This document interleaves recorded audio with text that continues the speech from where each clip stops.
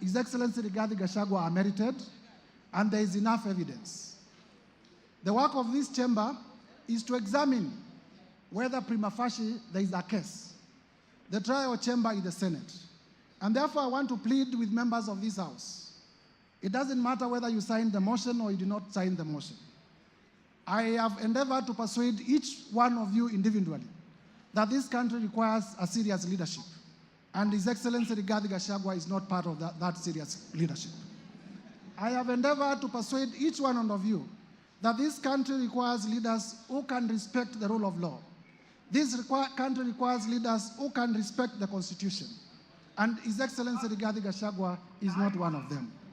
And therefore, I take this time to implore on each one of you, besides our political persuasions, to realize that we want the best for our country. This is the country that we shall bequeath to our children. And if the country is destroyed by reckless leaders like His Excellency Rigathi Gachagua, there will be nothing to bequeath our future generations. And therefore, persuade each one of you, please vote with your conscience, put Kenya first above your politics when you come to vote. Lastly, Mr. Speaker, members of Parliament, if you listen carefully to His Excellency Rigathi Gachagua, and I did say at the time of giving my notice of motion, I have nothing against him as a person. But I was perturbed yesterday because His Excellency Rigathi Gachagua did insult members of Parliament. He insulted the intelligence of members of Parliament. There are members here who are senior lawyers. There are members here who are senior accountants. There are members here who are teachers. There are members here who are accountants. There are members, all of us are respected in our societies. The people of Kenya have elected us to exercise a constitutional mandate in this country. But His Excellency Rigathi Gachagua did say that most of the members of Parliament signed the motion without reading it. That is an insult to your intelligence. His Excellency Rigathi Gachagua, in the live interview yesterday, did say that Parliament is a theater of the absurd. In my training as a lawyer, he who insults the jury deserves no mercy from the jury. He who insults the jury deserves no mercy from the jury. His Excellency Rigathi Gachagua has insulted you before Kenyans. I urge you to rise up to the occasion. I urge you to rise up to the occasion. Uphold all the 11 grounds. Uphold all the 11 grounds. Uphold all the 11 grounds. Mr. Speaker, there is evidence that I have not gone through. The whole issue of Wamunyoro investments and the land in Embakasi.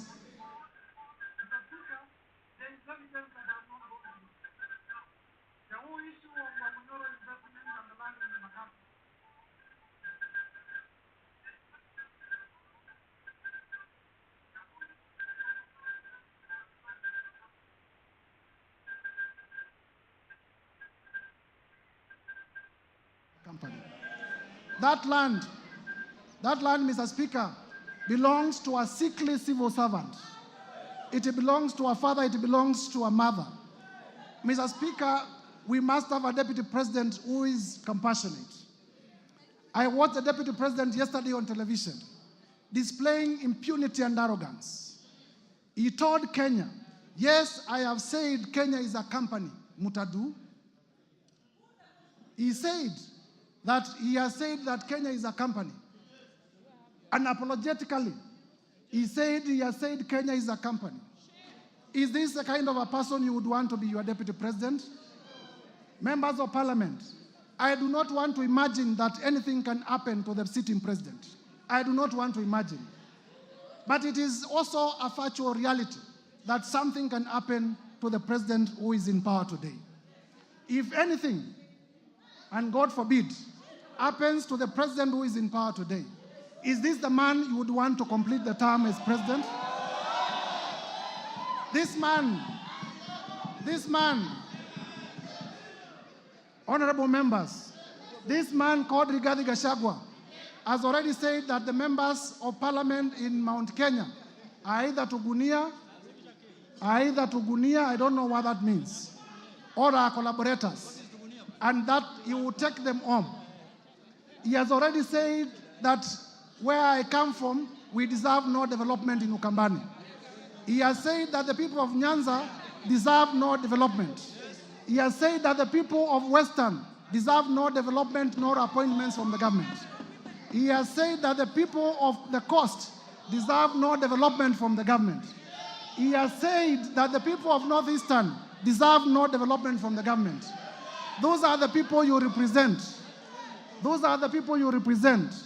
As you rise up to vote, please have the best interest of your people at heart. I urge you, honorable members, as one of your colleagues. I urge you, honorable members, as one of your colleagues. When this motion is finally put to vote, please vote to impeach Rigathi Gachagua. Please vote to impeach Rigathi Gachagua on all the grounds. As I conclude, Mr. Speaker,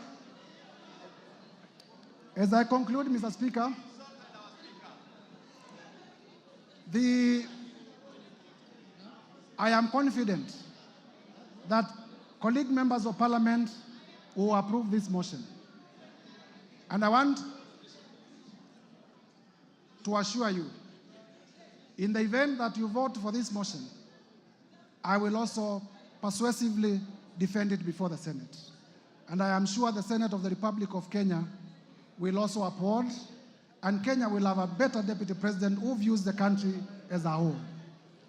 With those remarks, Mr. Speaker, I beg to move and call our able deputy majority leader, the Honorable Owen Baya, to second the motion. I thank you, Mr. Speaker. Owen Baya, you have 10 minutes.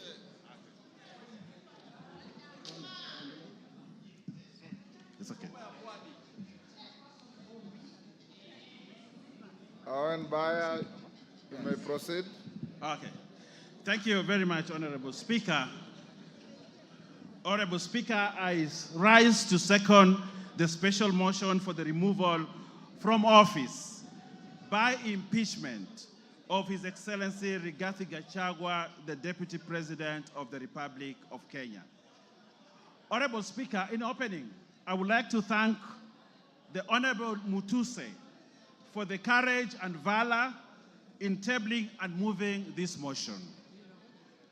Honorable Speaker, in his address yesterday, the Deputy President called Parliament and this National Assembly a theater of the absurd, a house of ridicule, a house which processes trash. That's what he said about this Parliament. Honorable Speaker, just like the Deputy President, I'm a student of literature, having been taught by the late Wasamba Were and the late Professor Imbuga. In the definition, Honorable Speaker, of the theater of absurd, a theater of absurd is without plot, is directionless, is laced with stupidity, lacks thoughts, lacks coherence of ideas. It is irrational and logical. If you have read the book by Samuel Beckett, you will know that in that book called Waiting for Godot, that he actually said, this Parliament is as good as that literature. Honorable Speaker, I sit in this Parliament and many of you do that. Members, are we a theater of absurd? Members, are we directionless? Members, are we stupid? That's what the Deputy President characterized this Parliament, that we are stupid, we are directionless, and we are people who are very useless to this country. Honorable Speaker, a person of the stature of a Deputy President who can say such things about this chamber does not deserve to continue to become the Deputy President of the Republic. Honorable Speaker, what is the theater of absurd, Honorable Speaker, is when the Deputy President demands that for the 8 million votes, from Mount Kenya, he should be paid 2,000 shillings translating to 16 billion shillings so that he can bring peace to this country. Honorable Speaker, that is the theater of absurd. That is the theater of absurd, Honorable Speaker. Honorable Speaker, the Honorable Rigathi Gachagua has committed impeachable offenses as provided in Article 150, 1 and 2. He has grossly violated the Constitution and has committed crimes under national and international law, as has been ably demonstrated by the mover of the motion. Honorable Speaker, looking at the evidence provided by the mover of the motion, Honorable Speaker, that is enough to impeach the Deputy President, and he must stand impeached by the end of the day today. Honorable Speaker, Article 131E of the Constitution says the President is a symbol of national unity. Read together with Article 147(1), that the Deputy President is the principal assistant of the President and shall deputize the President in the execution of the functions of the presidency. Honorable Speaker, for this to happen, there must be harmony at the top, in spite of how they were elected to office. His shareholding utterances, and we saw the utterances on the TV here, as demonstrated by the mover, on the shareholding. This ensures that there's no harmony at the presidency.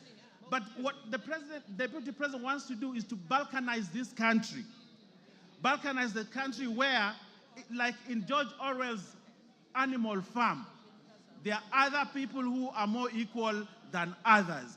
And as a parliament, we must refuse to buy into the theory of the Deputy President, Honorable Speaker. Honorable Speaker, the Deputy President has taken himself and wants to be a tribal king of the Murima, ready to break the country, sow seeds of disunity for his own political gain.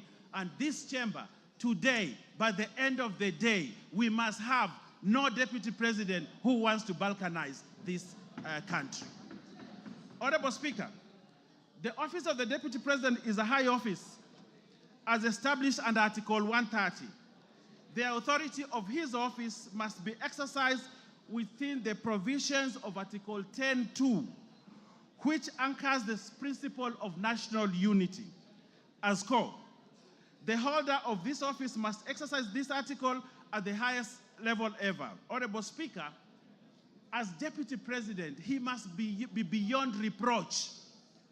Like Caesar's wife, Honorable Speaker, like Caesar's wife, he must be above any form of suspicion,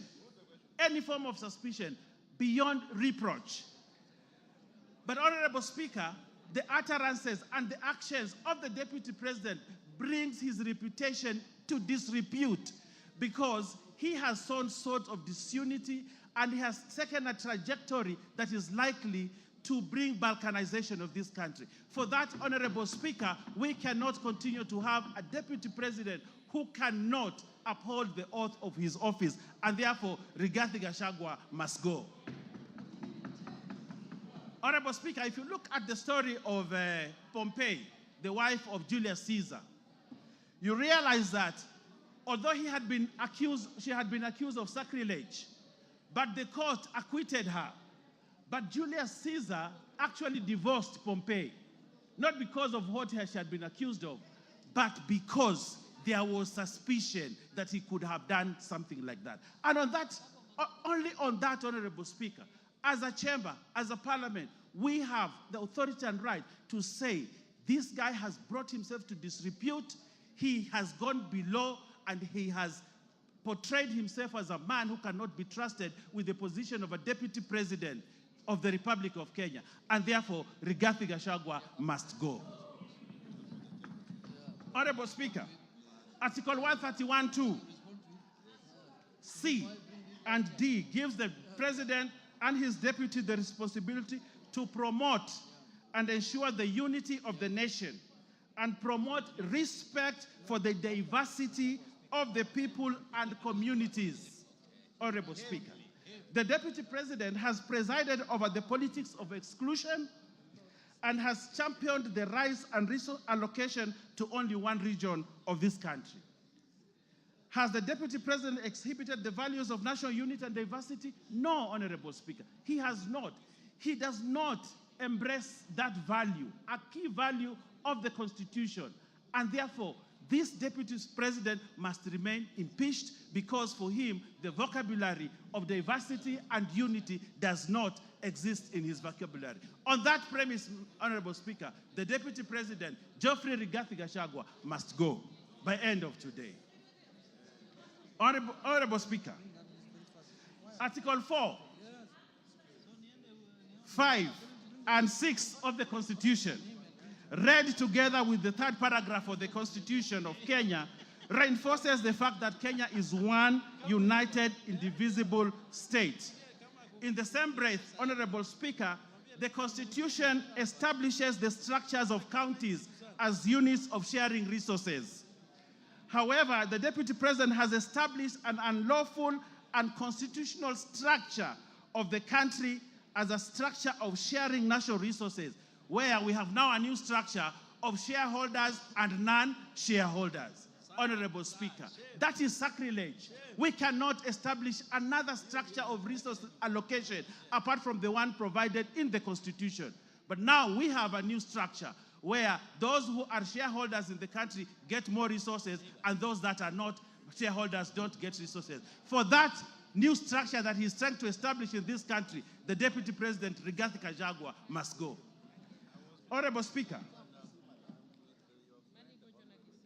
there was a time in this country, Honorable Speaker, if you allow me to say this, and I would ask you to add me a few minutes more to say this, that there was a time in this country when the Deputy Chief Justice, the Honorable Nancy Baraza, was bundled out of office because of impropriety, because of an issue that Kenyans thought was not proper. Nancy Baraza, just pinching the nose of someone. And she was bundled out of office, the high office of the Deputy Chief Justice of this country. That's what happened, Honorable Speaker. Just pinching a nose. And she was bundled out of office. But here we have a Deputy President who has committed sacrilege, trying to balkanize this country. A Deputy President who has called people names.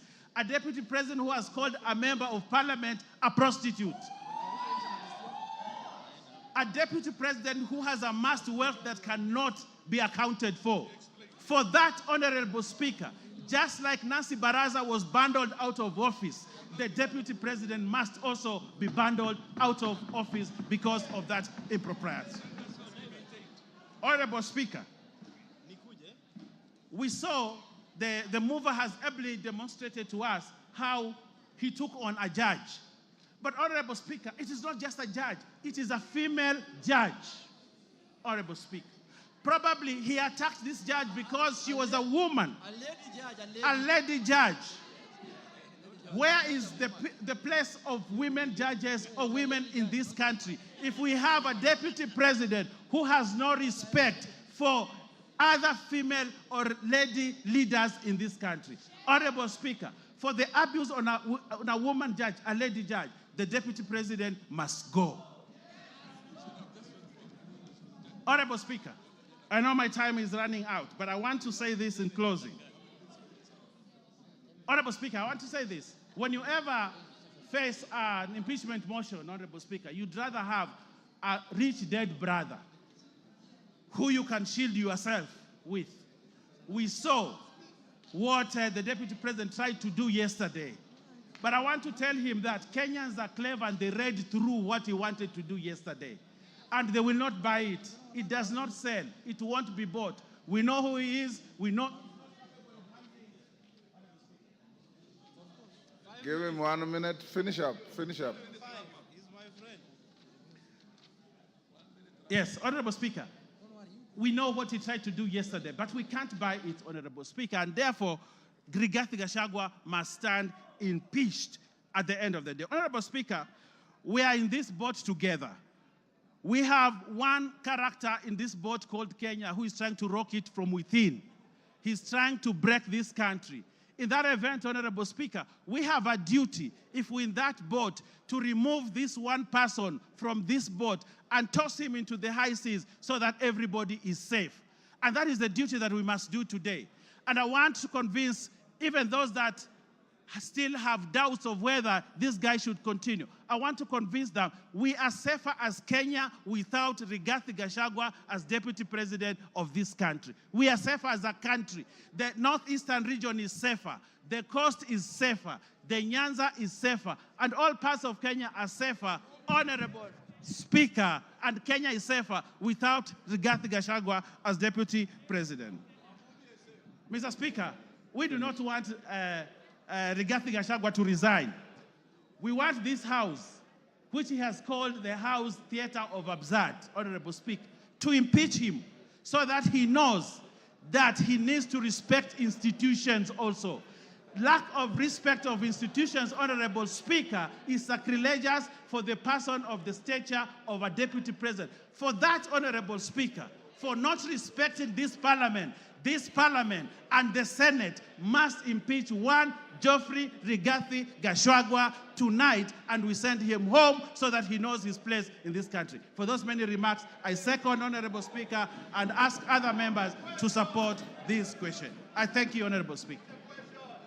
Order, honorable members on their feet, take your seats. Members on their feet, take your seats. Order, members on their feet. Ruth Odinga, take your seat. Order, honorable members, take your seats. Honorable members, I now propose the question, and you'll note that on the order paper, there is the long version of the motion and the abridged version of the motion.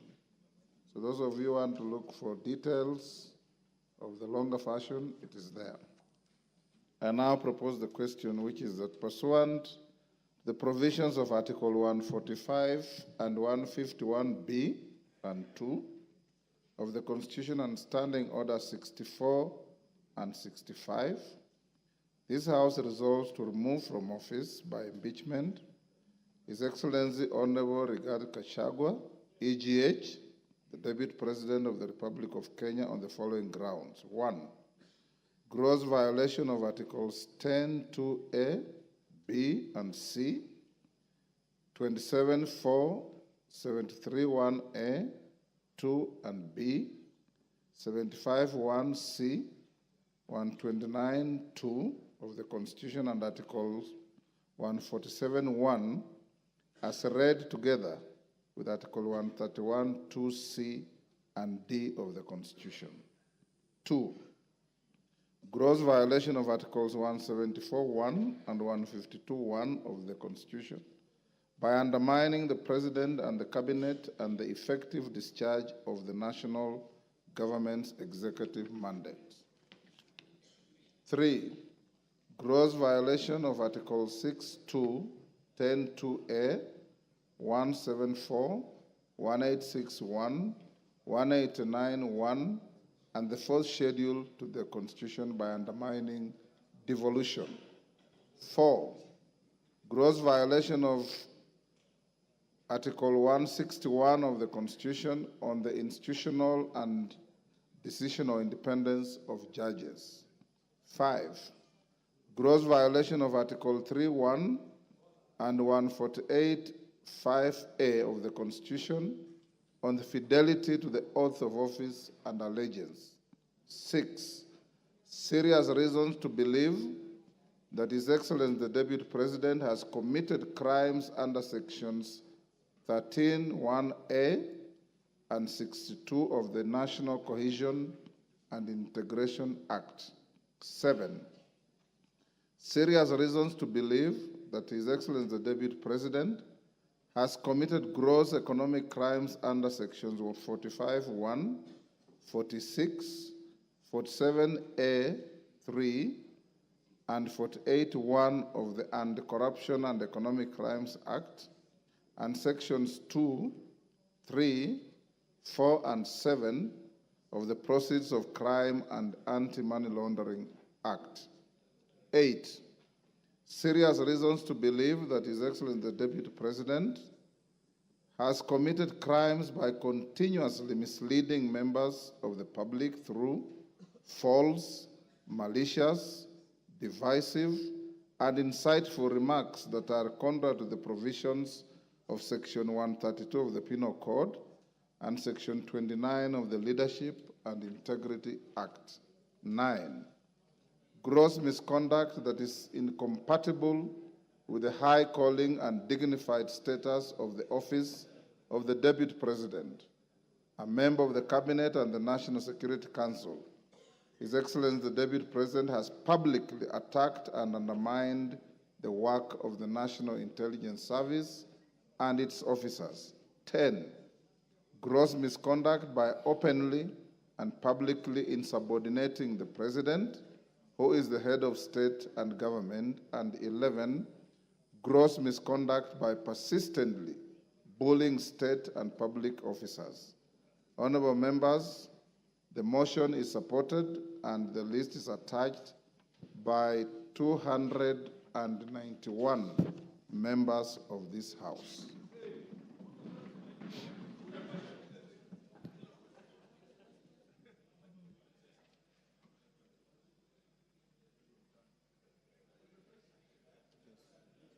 Yes. Members, before I open the debate, I received a letter from one Honorable Wandeto purporting to withdraw his signature. I want to invite the Honorable Member to read the standing orders that are very clear. Once you append your signature to a special motion, once you append your signature on a special motion, you have crossed the Rubicon, and you cannot withdraw that signature. Honorable Otienda Molo. Thank you, Mr. Speaker. Mr. Speaker, Mr. Speaker, shall I use the dispatch with your permission? Thank you.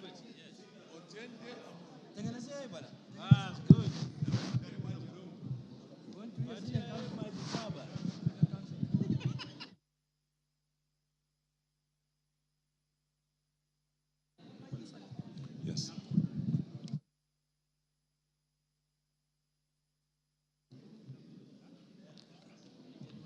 Thank you, Mr. Speaker. Mr. Speaker, this special motion is unprecedented but contemplated by the Constitution, and I support it.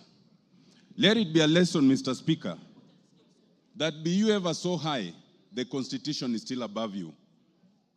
Mr. Speaker, some have told me and have told us that this is not our war. But, Mr. Speaker, they do not know that in circumstances of combat, a bystander is at greater risk than a combatant. You must choose your side.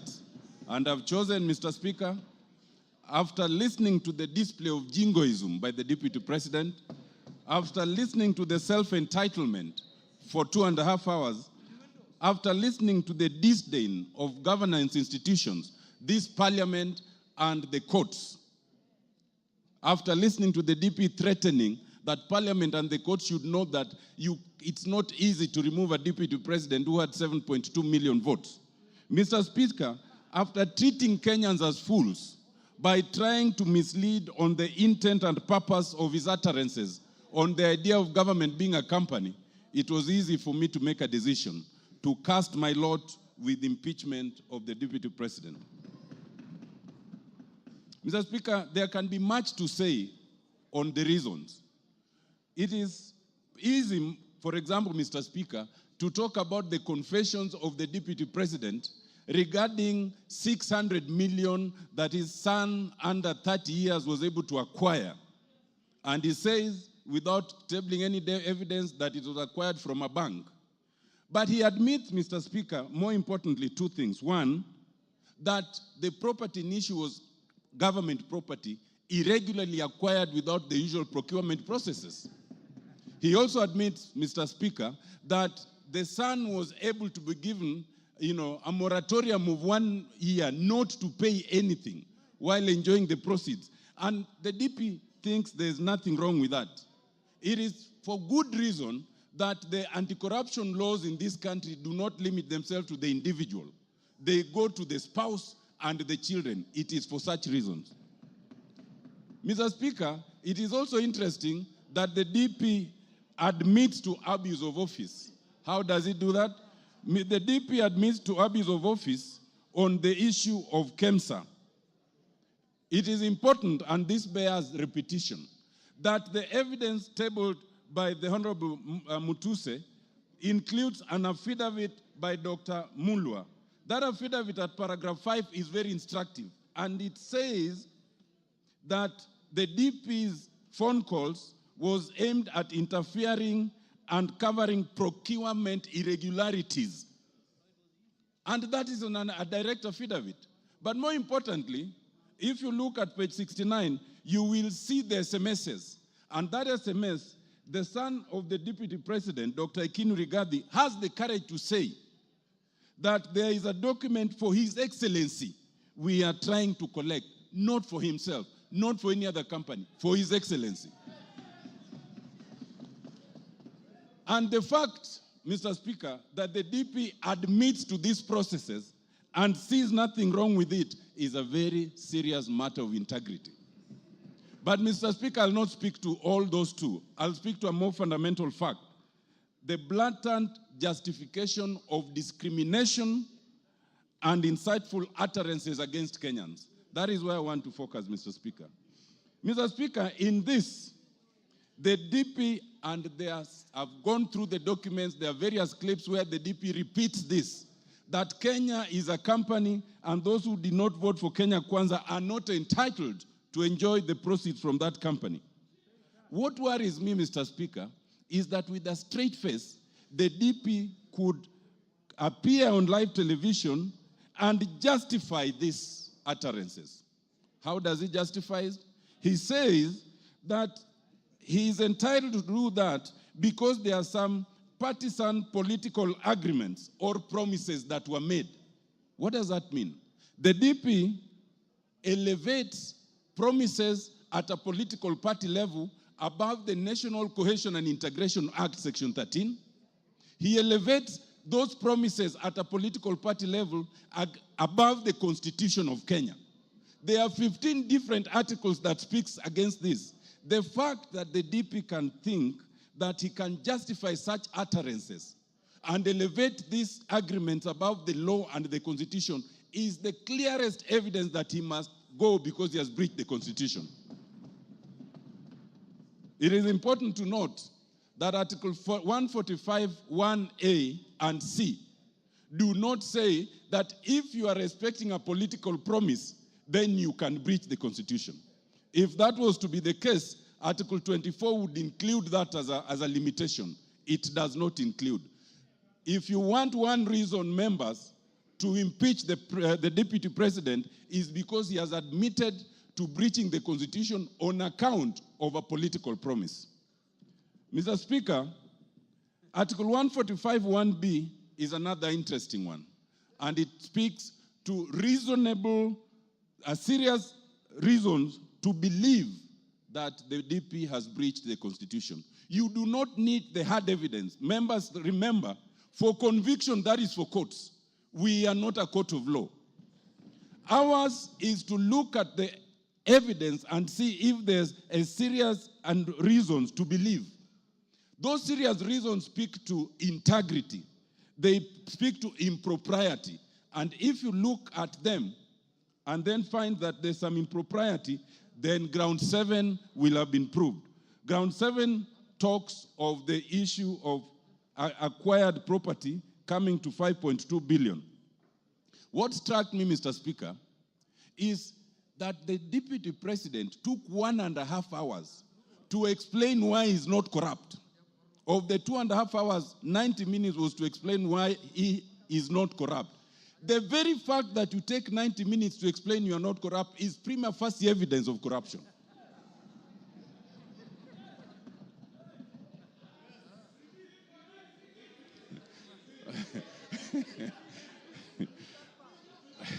Mr. Speaker, for one who is not corrupt, you can explain it in a sentence, period. To take 90 minutes is in itself prima facie evidence that there's corruption. Mr. Speaker, on the KEMSA issue, other than their affidavit and their interference, the affidavit, the DP then admits interference. Whoever advised the DP to do that live interview could not have had his interest at heart, but has made our work much the easier.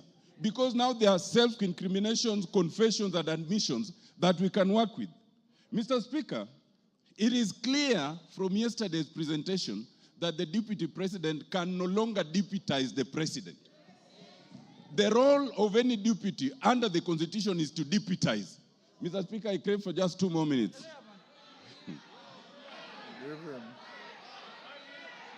So that, Mr. Speaker, even the fact, Mr. Speaker, it is not a ground of the impeachment by Honorable Mwangi Mutuse, but it has become a clear ground from yesterday's interview that the DP is incapable of deputizing the president. And if we needed an independent ground, that is very clear. It is also clear that the DP can no longer be part of a cabinet. It is a basic rule in terms of labor law. If you cannot work with your boss, if you insubordinate your boss, if one person is to go, is the subordinate, not the boss. Mr. Speaker,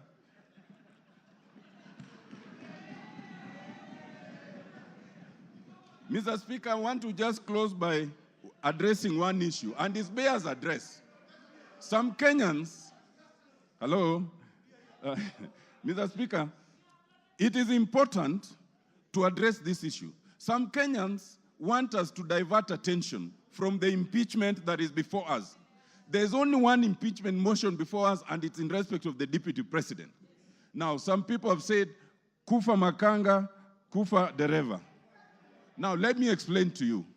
First of all, when you say kufa dereva, kufa makanga, you must remember that in that bus there are passengers. And those passengers can die if you are reckless.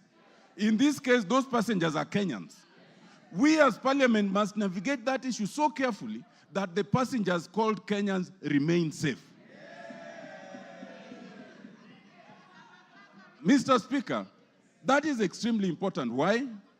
We are in a very unique position where we have a president and a deputy president, but we do not have an IBC.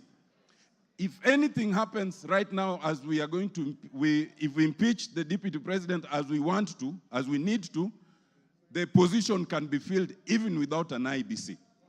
But if there is no president and there is no deputy president, only the speaker can act for 60 days. Within those 60 days, there must be an election. We cannot currently have an election because we have no IBC. To have IBC commissioners, you need a president to nominate the board that will select them. Once the board is nominated and they propose a name, then the name must be forwarded again to us, and it's only the president who can nominate them. In other words, if you say kufa dereva, kufa makanga, you want absolute turmoil for all the Kenyans to die in that accident. That would be a very reckless act. Mr. Speaker, I am convinced, having looked at the deputy president, having listened to him, that the deputy president is not remorseful. He is not sorry for any utterances. He is not prepared to change. He is a man who must be saved from himself by impeachment. Thank you, Mr. Speaker. I support.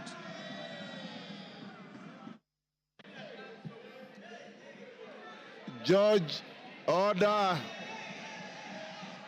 George Morugara.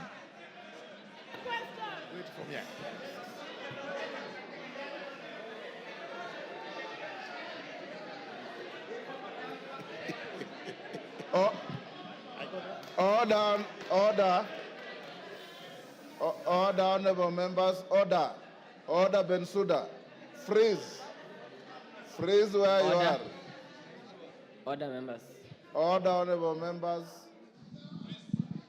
I know the limits of exuberance are high. Order. Beatrice, freeze where you are. I know the levels of exuberance are high, but let's listen to those who are speaking. There's a lot of requests to speak, and I did tell you that in a motion such as this, Dr. Bukose will not ask to put the question. So let's listen to each other. Of course, the canned and band of debate cannot be ruled out in acknowledging good issues and disagreeing, but let's have some decorum. Those of you who speak, you have 5 minutes. If you can finish earlier, the better, so that many more can speak. Good. Go on, Murugara. And members, when you are given permission to speak, if you wish to come to the dispatch box, do so. If you want to speak from where you are, do so. Thank you. Thank you very much, Mr. Speaker. Mr. Speaker, before I even state my position as regards this motion, it is important for me to express what the views of Kenyans are regarding this motion, and especially with a hindsight of the public participation that we did, and also from the public opinion which was communicated to Kenyans through an agency that conducts opinion polls. It is vitally important to remind Kenyans that through the public participation that we did on Friday and Saturday, it was overwhelming that Kenyans were in approval of the motion, and therefore we must respect their position. We must also remind Kenyans that an agency by the name TIFA has come up with an opinion polling, which again has indicated that Kenyans are in favor of the motion. Therefore, even as we debate today, even as we agonize over this motion, even as we consult the Honorable Mwengi Mutuse, as we have done from time to time, as regards this motion, it is quite clear that Kenyans are in favor of the motion carrying the day. I therefore respect the position of Kenyans. I respect the position of my constituents of Tharaka, and I do confirm that I rise to support the motion. That today, the motion that has been brought to this House to have His Excellency the Deputy President of the Republic of Kenya, the Honorable Rigathi Gachagua, impeached, carries the day by a vote to be taken by the House. I must commend the Honorable Mwengi Mutuse, who is actually my Vice Chairperson in Justice and Legal Affairs Committee, for work excellently done. And repeat the position he has made, that we are not a court of law trying a suspect. We are a House of Parliament which is required to just consider whether the grounds advanced are actually substantiated. Do we have reasons to believe that the grounds advanced are substantiated? Having listened to the mover, having looked at the documentation, and I confess we have burnt midnight oil looking at this particular motion and the supporting documentation, these grounds are substantiated. Allow me briefly to just mention but a few. Ground number one, which is on dangerous divisions in the country, is propagated by the Deputy President. The Deputy President last night admitted and tried to qualify the admission that he had likened Kenya to a company. There is total difference between likening the government to a company and stating categorically that the government is actually a company. The Deputy President, in the clips we have watched, was candid in a statement to Kenyans that the government is actually a company and that each one of us has or does not have shares in that company. The net effect of this is, if you do not have shares, then you do not belong to Kenya. If you have shares, then you are more Kenyan than any other person who has lesser shares than you. This is the dangerous division which this House must frown against, and it must hold squarely against the Deputy President. The second admission he made, which is a very strong ground of this motion, is breach of collective responsibility. It has been clearly stated that the cabinet includes the Deputy President. The President is the the Deputy President is the principal assistant of the President. Having breached this doctrine of collective responsibility, and he clearly said he did so because he thought, in his view, in his opinion, it was unconstitutional to have decided the way they decided, clearly shows that the Deputy President is not able to work with the government in which he is mandated to work with. To have actually failed to assist the President so that you speak contra to what the President says is itself subordination, as we have actually been told. The net effect is that even if the Deputy President was actually to survive this impeachment motion, our question is, where would he work? He cannot work with the President because he made another admission that this motion actually has the nod of the President. We have not had any PG, we have had no meetings whatsoever regarding this motion, but he is convinced that the President has a hand in this motion. If that is the case and he survives, who will he work with? Who will be his boss? Number two, he says whatever they do in the cabinet tinkers on the unconstitutionality. If that is what his position is, that the cabinet as it sits today would actually make decisions, which decisions they would have to execute at one time or the other, which are unconstitutional, which cabinet will he work with? Therefore, it goes without gainsaying that the personality of the Deputy President, His Excellency Rigathi Gachagua, is untenable as far as the presidency is concerned and as far as the cabinet is concerned. 1 minute more. There has been an argument regarding the companies, and Honorable Mutuse has read out the companies, which nobody seems to know exactly why these companies were formed. Exactly what was the ulterior motive of forming these companies. But what I wish to point out regarding the companies, and what Kenyans should know, is that some of the properties under which the Deputy President aid, stating that these were properties of his late brother, are actually today his properties. Most important is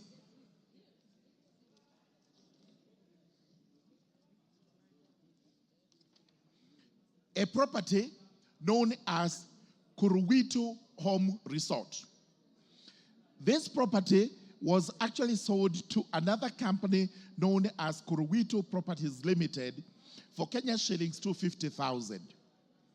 As such of these companies indicate that Kuruwitu Properties Limited is owned by Vipigo Beach Resort Limited and John Y. Madenge. We therefore have to ask ourselves, who is Vipigo Beach Resort Limited? And CR12 indicates that this company is actually owned in shares by Keith Ekino Rigathi, Kevin Gachagua Rigathi, the estate of the deceased James Nderitu Gachagua. As we were told, these two persons named, Keith and Kevin, are not executors of the estate of the late Nderitu Gachagua. So if they actually own this company, which owns one of the properties of the deceased, purchased at Kenya shillings 250 million, then it goes without gainsaying that in fact, the Deputy President has an explanation to give regarding this. Finally, we've been told about the press statement he made in Mombasa, and this is the evidence of insubordination. The country was on fire. The country was burning. The president actually finished or completed giving what measures he would take to restore the country. The Deputy President went to Mombasa, where he gave a statement which in itself was inciting to Kenyans, casting aspersions on the government, casting aspersions on our agencies, and at the end of the day, we have also seen him casting aspersions on the judiciary, which is supposed to be an independent institution. What we are required to do as members of parliament is to prove only one ground. The rest of them may fall or may succeed. But I can assure you, out of the 11 grounds, there is cogent evidence that the Deputy President has committed acts inconsistent with his office, acts which in themselves warrant this House to impeach him today as we go to the vote. As I conclude, I urge the House, let us look at the bigger picture, which is the bigger picture of Kenya as a country. What we are doing is not to try and appease one person. We are trying to do this so that the country is saved. And we have always asked the question, the second in command who does not work with the first in command and his team, of what use would that person be to the country? With those very many remarks, I do beg to support this motion. Thank you. Mishimbogo.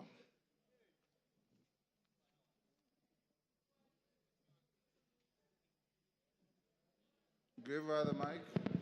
Asante sana Mheshimiwa Spika.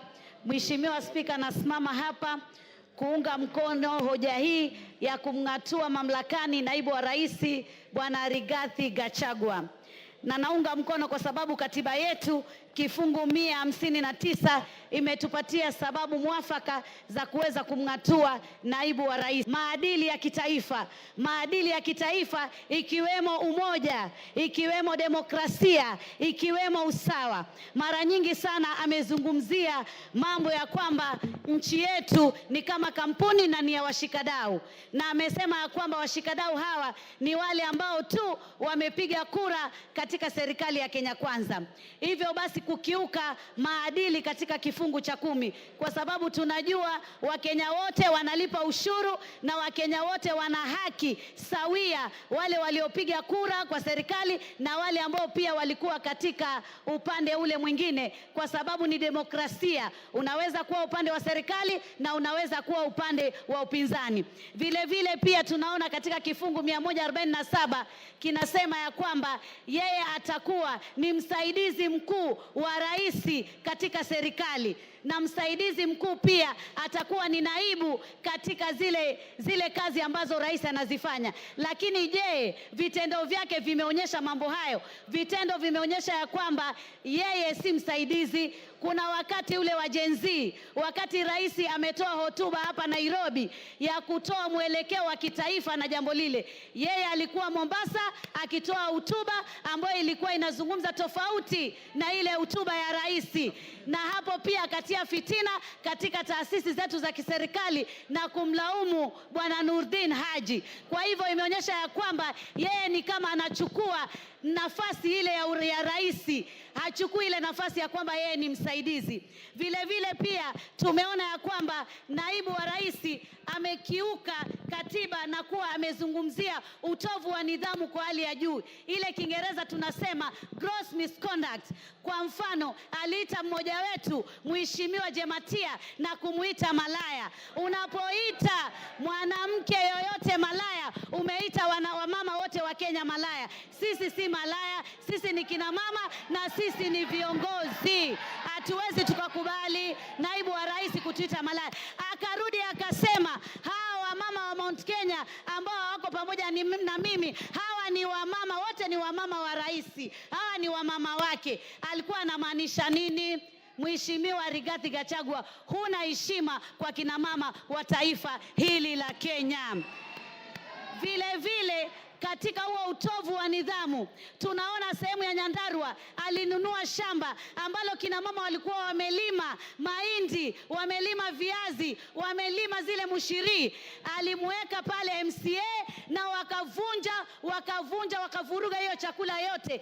Angekuwa yeye ana hekima kama kiongozi, angeacha vikue, watu wavune, alafu achukue hilo shamba. Lakini ni kwamba hana nidhamu na wala hana kufikiria wa Kenya kama naibu wa rais, na wala hana ubinadamu. Vile vile pia sababu nyingine inakuwa ya kwamba ukikosa ufanisi, Kiingereza incompetence. Na mimi nataka niseme alikosa ufanisi kwa sababu alisema anapigana na pombe haramu na anapigana na madawa ya kulevya. Akaja kule pwani, kazi aliyofanya kubwa ni kutukana viongozi, kusema anajua wanaouza mihadarati, atawataja, atawashika. Aliwashika. Mihadarati iko ama hakuna?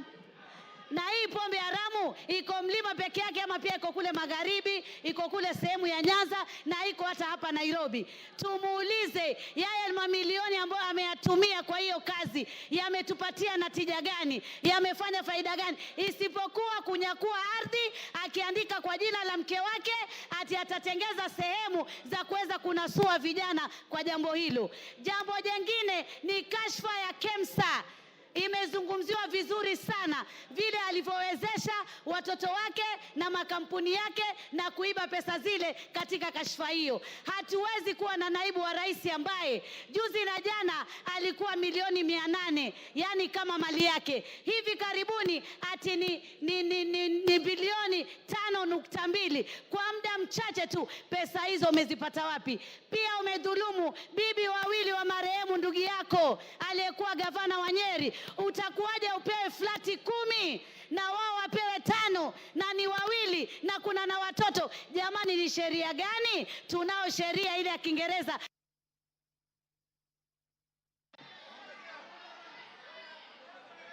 Give her 1 minute.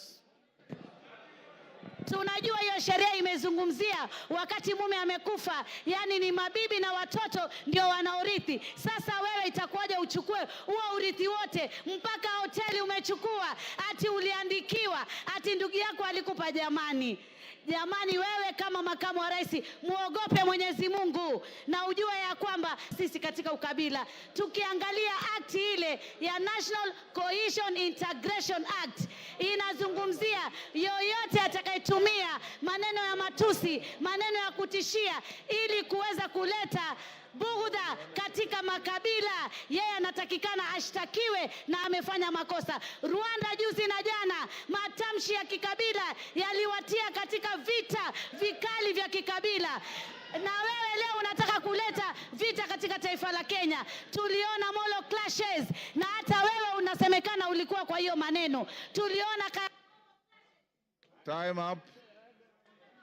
Time up, Mishi. Faith Gitau.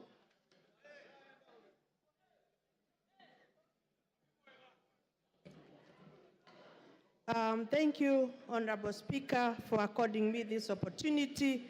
And from the onset, I support this special motion. First, our supreme law of the land expects the presidency, which includes the president and the deputy, to be a symbol of national unity. In that case, the holders of that office are expected to portray a national image as opposed to an ethnic outlook. Honorable Speaker, our Deputy President has been at the forefront in advancing a selfish ethnic agenda. For him, it is about his community and nothing more.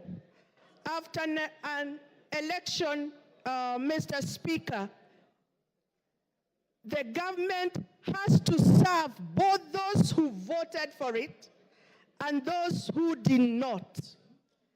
It was wrong for the deputy president to advocate for shareholding in order to discriminate against the rest of the communities, which may create ethnic animosity against Mount Kenya region. As a county member of parliament, I think I have traversed this nation more than the deputy president. Secondly, Honorable Speaker, the deputy president, as the second in command, should act as a father figure to members of parliament and the community at large. Far from it, the deputy president, during his tenure, has been divisive and very egocentric. For him, it is about me, myself, and I. It is unfortunate that he has lowered the status and respect expected of such high office. Lastly, Mr. Speaker, when we went to the people urging them to elect this government, we gave them an undertaking that women must be respected. It is therefore, it disturbs me so greatly when the deputy president is at the forefront demeaning women in leadership, particularly those he perceives his enemies. He has no respect for women whatsoever. He has made a scathing public attacks on a woman High Court judge. And in addition, he has been attacking women, and especially members of parliament, me and others included in this house. And therefore, he can never, and he has no respect for women, and he can never work with women. And for those few remarks, I support. Makali Mulu. Yeah, thank you very much, Honorable Speaker, for this opportunity. Honorable Speaker, I want to say the following. Impeachment of our Deputy President is a matter of national interest and international interest, and it's on the basis of that, Honorable Speaker, that people have to be very careful with what they do with this impeachment. Honorable Speaker, I want to remind the House that we are only one of the many parts of the process. This National Assembly will be making their decision. From there, we'll go to the Senate. And there is also the courts, if need be. And it's on the basis of that, Honorable Speaker, that we must isolate personal issues from issues which make sense to Kenyans. So that, Honorable Speaker, we don't, as a House, go for what I'll call mob justice mentality, and at the end of the day, the other stages, we lose it. Honorable Speaker, in the past, this House has been thrown under the bus because of this kind of mentality, where we go, make decisions, and out there, when they go to the courts, a number of our acts of parliament have been declared unconstitutional, basically because as members, we come here and we start shouting and assuming that other people there are not watching. Honorable Speaker, what am I saying? I've listened to the grounds of this motion, this impeachment motion, and I've listened to my friend, Honorable Mutuse, making the presentation and trying to justify some of these grounds, Honorable Speaker. I want to pick a few of them and ask myself whether they meet the expectations in terms of saying that the DP grounds. The first one, Honorable Speaker, is the issue of demolitions. In this country, Honorable Speaker, when you go to our constitution, it clearly says that Kenyans have a right. They have their own rights. And if the government has made a decision to carry out demolitions, looking at the hierarchy in terms of governance, the topmost person in terms of hierarchy is the president, is not the deputy president. So in a situation where that decision is made, and the deputy president says he doesn't support it, the question is, should you be harassing the deputy president or the president? Because the person who took the oath as the head of the executive is the president or the deputy president. So on the basis of those demolitions, Honorable Speaker, it is going to be very unfair to start saying it is the deputy president who is in supporting the president, because at the end of the day, whose decision did carry the day? That's the question. The second issue, Honorable Speaker, is the issue of shareholding. Honorable members, let's be very honest with ourselves. We are all politicians. We have been voted in. We represent constituencies. How many of you can say that you are not practicing what is being explained in this motion? How many? Let's be very honest with ourselves. Let's be very honest with ourselves that most of you, majority of you, are doing exactly what is being said in this motion. It's only that don't say it publicly. That's the truth of the matter, Honorable Speaker. Honorable Speaker. Yes, Makali Molo, there's a point of order. Yeah, I have no problem, Honorable Speaker. Yeah. I hope I'll be saving my time. Mr. Speaker, on a point of order, my name is Steve Mogaka from West Mogrango. Is the member on the floor in order to speak about what I practice?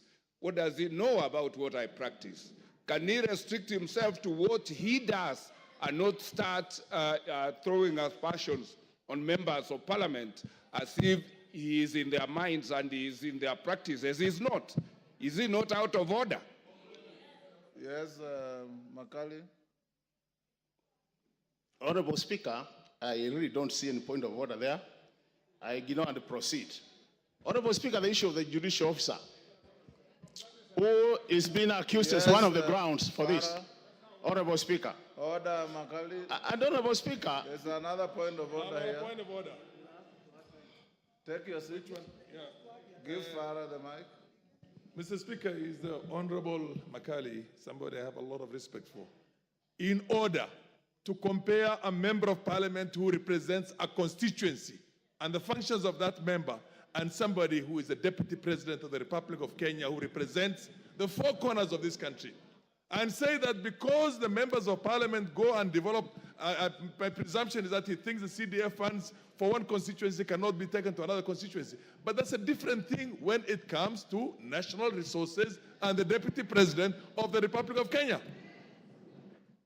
Makali, wind up, your time is up. You know, Honorable Speaker, I hope this is not just to drive me to not to say what I wanted to say, Honorable Speaker. I can see a very deliberate move to curtail me from saying what I want to say. Do you want Honorable Speaker, from Nimrod Mbai? Honorable Speaker, you know the thing is, Honorable Speaker, and Honorable Speaker, you need to protect me on a serious. You have been protecting everybody who has spoken. Unless also, Honorable Speaker, you're on the same side of those who are supporting. Because on a serious, Honorable Speaker, I don't think it's fair. You have been protecting everybody else. You can't protect. Order, Honorable Makali Mulu. Order, Honorable Makali Mulu. You've been sitting here since we started. Order, Makali. Not a single previous speaker attracted a single point of order. If any came, the speaker will allow it. Not a single person raised a point of order. In fact, I'm being gracious by asking you, Nimrod Mbai wants to inform you, do you want this information? If you don't want it, you go on. But for you, order, Makali Mulu.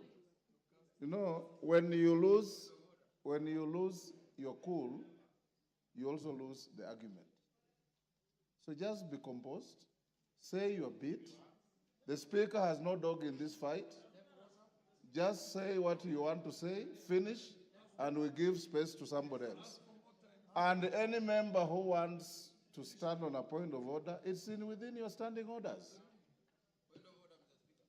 He has said he doesn't want your information. Go on. You know, Honorable Speaker, with all due respect, people have been making their contribution here since morning. Nobody has been shouting point of order. So, and it's my democratic it's my democratic position to oppose the motion. Order. Honorable Speaker. Go on. Honorable Speaker, I've been elected by the people of Kitui Central to come to this house 3 times. And nobody can assume that I cannot make my contribution. Honorable Speaker, I've been saying, on the matter of judicial officer. Wind up. The judicial officer has been accused of corruption-related matters, Honorable Speaker. And there is a court case, or as we are speaking. Are we running away from accountability as a country? When do we allow the courts to do their work up to the conclusion that as a house we want to make this as a ground for impeachment, Honorable Speaker? This is what we are saying. There is separation of power, Honorable Speaker, and we should respect that. The other thing, Honorable Speaker, the India of officers has been called by the DP. Just called. How many of us here since morning have been called by the President? How many of us here since morning have been called by the Deputy President? Pleading with us to either support or oppose. Can you be impeached on that note? On a serious note, we need to be. I'm saying, Honorable Speaker, from where we are seated as a house, you go for mob justice mentality, you lose it at the top there, you are trying to reduce the credibility of this house to the lowest.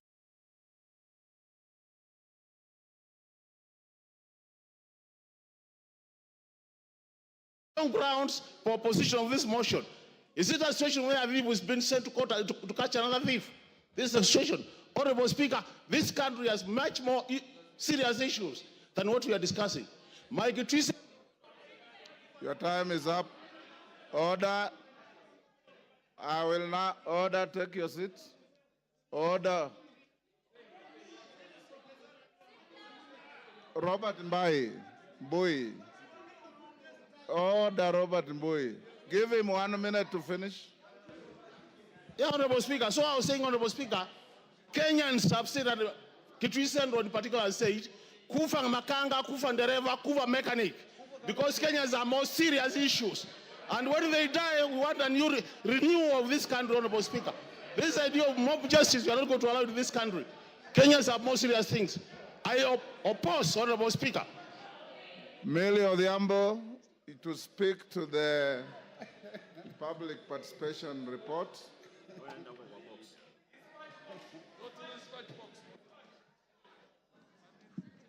Thank you, Mr. Speaker, for giving me this opportunity. Mr. Speaker, I was just wondering if after speaking to the public participation, that I could also just make my contribution. You have 15 minutes within which you have to speak to all those. Okay, thank you, Mr. Speaker. Mr. Speaker, I'll try. Mr. Speaker, earlier on in the morning, I had tabled before the House. I am, is it vertically challenged? You are loud enough. Go on. Thank you, Mr. Speaker. Mr. Speaker, I was indicating that earlier in the morning I had presented a report of a public participation on the proposed removal from office by impeachment of His Excellency Rigathi Gachagua, EGH, the Deputy President of the Republic of Kenya. Honorable Speaker, this is following the notice of a special motion by Honorable Mwengi Mutuse and in line with Article 1182 of the Constitution. Mr. Speaker, consequently, the House Business Committee approved a public participation program across all 290 constituencies, and I present on behalf of the House Business Committee. Mr. Speaker, I'll speak to the issue of the legal framework of public participation. And Mr. Speaker, Article 10.2 of the Constitution provides for the participation of the people as one of the national values and principles of governance. Mr. Speaker, Article 118 of the Constitution requires Parliament to ensure public access and participation of the people in its affairs. I will not go to the details, and we can read it for ourselves because of time. Mr. Speaker, I wish to note on my own behalf that in quasi-judicial proceedings like this, public participation is not really necessary, even though the courts are pronounced that they are. In my view, they are not actually necessary in a quasi-judicial processes like this, because, Mr. Speaker, it's almost like saying that the judiciary needs public participation in making their decision. Having said that, Mr. Speaker, I also want to speak to the issue of timelines. And, Mr. Speaker, Parliament has spoken very clearly on the issue of timelines. Understanding Order 64.2 And in summary, Mr. Speaker, I would want to say, if you read the standing order, that there are very strict timelines for a process or a motion like this. And Mr. Speaker, in setting the period, the National Assembly was guided by the need to preserve the overarching constitutional principle of acting without unreasonable delay. The special motion for removal from office by impeachment of the Deputy President was therefore processed in accordance with the timeline set out under Standing Order 64. Mr. Speaker, in buttressing the necessity for expedited consideration of special motions, previous speakers of the National Assembly of Kenya expressed themselves on the question of timelines for considering special motions by the House when the special motions were filed proposing the removal by impeachment of the then Cabinet Secretaries, Honorable Anne Waiguru, Honorable James Macharia, Honorable Kaimenyi, and more recently, Honorable Mithika Linturi. In all the foregoing instances, the Speaker emphasized the need to dispose of a special motion as soon as is practicable to remove the anxiety of hangman's noose from the neck of a state officer proposed for impeachment. Mr. Speaker, you have seen the level of anxiety that the Deputy President has undergone, and indeed when he was actually giving the press statement yesterday, he was almost in tears. And that is why the House hastens the process so that the emotional turmoil is lessened having gone through this process, Mr. Speaker. Mr. Speaker, the Clerk of the National Assembly published advertisements on the 2nd, 3rd, and 4th of October and invited written submissions via hand delivery, post, or email until the 5th of October 2024. Mr. Speaker, all these were also advertised on the 4th of October and extended to the 5th in each constituency. To assist in this exercise, a public view template was made available to the public in both English and Kiswahili to guide submissions. On the 3rd and 4th of October 2024, 40,000 copies of the public view templates were also circulated as newspaper pullouts.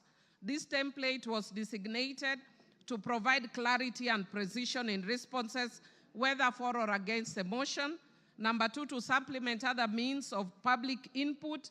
And 3, to ensure both qualitative and quantitative feedback was captured, which is actually as has been directed by the courts in the past.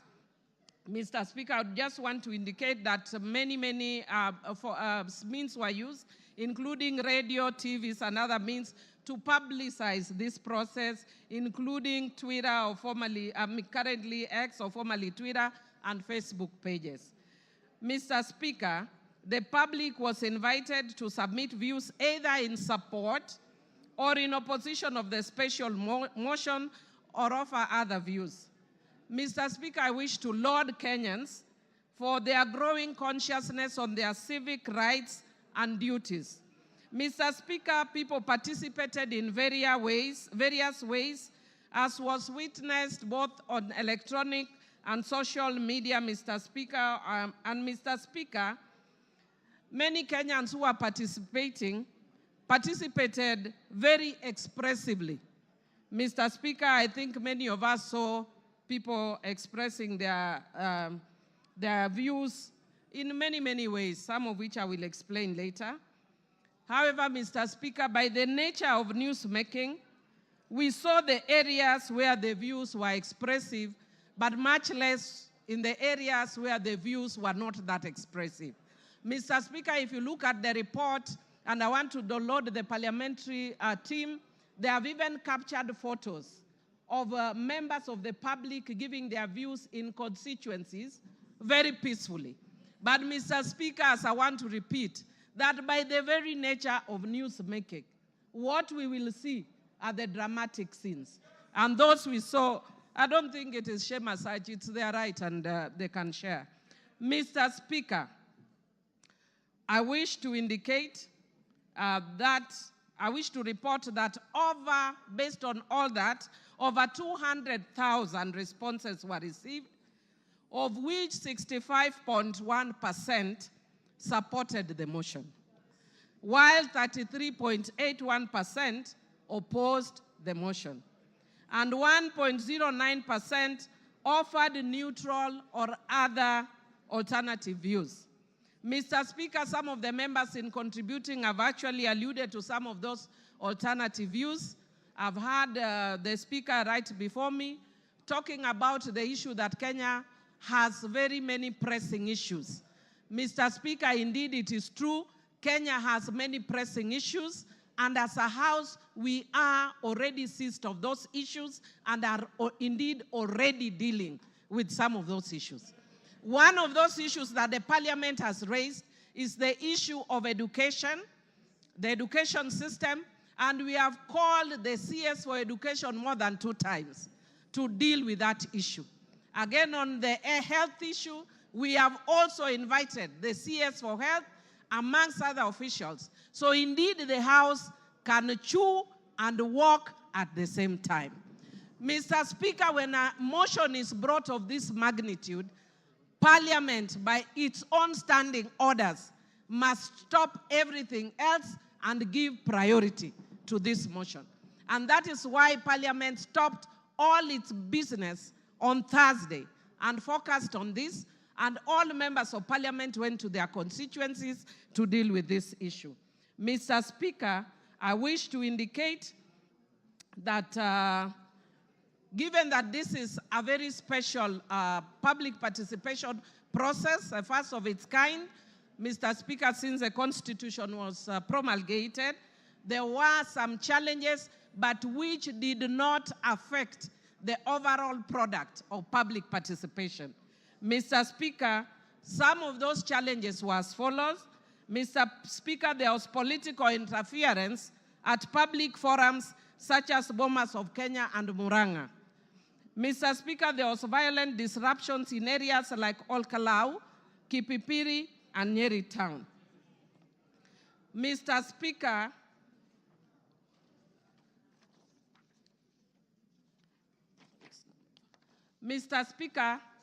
there was incomplete or unclear submission, including forms without identifying information or contradictory responses. Mr. Speaker, there was low turnout in some constituencies due to insecurity, such as in Bura. Mr. Speaker, public expectation for monetary compensation for participation was also experienced. Mr. Speaker, there was late submission of forms and memorandum in some instances. There were threats of violence towards officers and inappropriate language in some email submissions. And Mr. Speaker, there was pressure from some constituencies such as Olkalau and Kipipiri for officers to declare results prematurely. On the whole, Mr. Speaker, most places in the country went on uninterrupted. And the results that I just indicated to you, Mr. Speaker, are based on that. Mr. Speaker, because of time, and I would like other members to speak, I would want to invite members to look at the report that has been tabled by the House Business Committee. Mr. Speaker, I'll just speak very briefly on my own account. Mr. Speaker, I wish to indicate on my own account as a member of Suba North constituency that what we are going through post-2010 Constitution, I want to agree with the honorable member that has spoken and said that it's a very important process, because indeed it is. Mr. Speaker, it is a defining moment constitutionally and a first of its kind since 2010. It is both a legal and a political process. Mr. Speaker, the Supreme Court in the Sonko's case confirmed that impeachment is not just about civil liability or criminal culpability, but it's about accountability, political governance, as well as policy and political responsibility. Mr. Speaker, I'll speak very briefly to that in the end, but I want to speak to the issue of grounds. I'll be very brief, Mr. Speaker. Mr. Speaker, there are 3 grounds that have been given under Article 150 of the Constitution. Mr. Speaker, I want to speak to the issue, the 3rd ground, which is gross misconduct. Mr. Speaker, I have actually looked at the Constitution and there is no definition of gross misconduct. I have looked at our laws and there is no definition of gross misconduct. Mr. Speaker, Black's Law Dictionary defines gross misconduct as a dereliction of duty, unlawful or improper behavior. Mr. Speaker, on that account alone, virtually every ground that has been stipulated here would amount to gross misconduct. Mr. Speaker, speaking as a governance expert, perhaps it's one of the areas we may want to change in future in the Constitution. Because I was saddened when Nancy Baraza was removed from office for just touching somebody's nose. Only. Even pinching. Yeah? Touching somebody's nose. So, Mr. Speaker, what I would like to say, Mr. Speaker, is based on these grounds, it is easy to impeach. Mr. Speaker, if you just had me 1 minute, please. Mr. Speaker. Okay, you have 1.5. Thank you, Mr. Speaker. Mr. Speaker, I would just want to say that I've been by nature, I know I'm a very tough person, but by very nature, I'm also very empathetic. And I've been sympathizing a lot with the Deputy Speaker, especially, Deputy President, sorry, especially when he prays, because I'm also a prayerful person. But Mr. Speaker, I would want the Deputy Speaker to learn from this. Deputy President. Sorry, Deputy President. Sorry, I don't know why I keep going to Honorable Gladys. Mr. Speaker, in my book, which I've just released, Rig or Be Rigged, Principle 9, the power of words, taming the tongue. Mr. Speaker, if the Deputy President had been quiet, he would have carried many people in this house. But he did not tame the tongue. And every time he spoke, he's just showing further and further division of the country. And I feel sad as a country that many people, even my friends, because I have many friends in Central Kenya, who are calling me, are not calling me from a governance perspective. They are telling me, please save us Mount Kenya.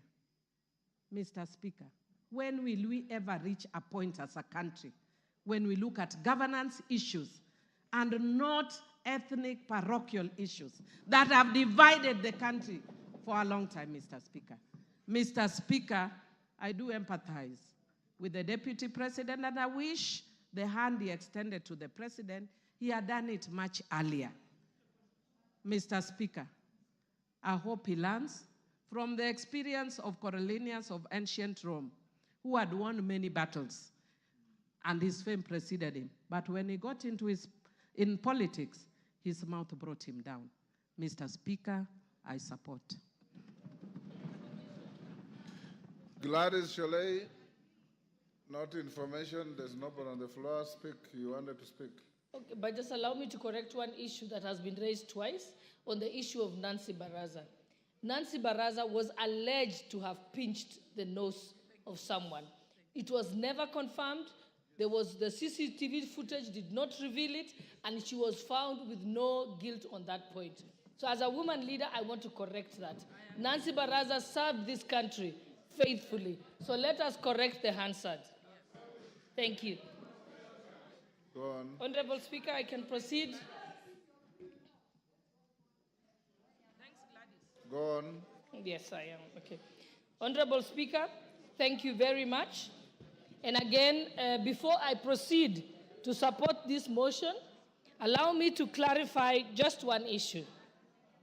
I have been accused by the Deputy President of bias, indicating that I cannot preside over these impeachment proceedings because I am biased. I want to confirm that when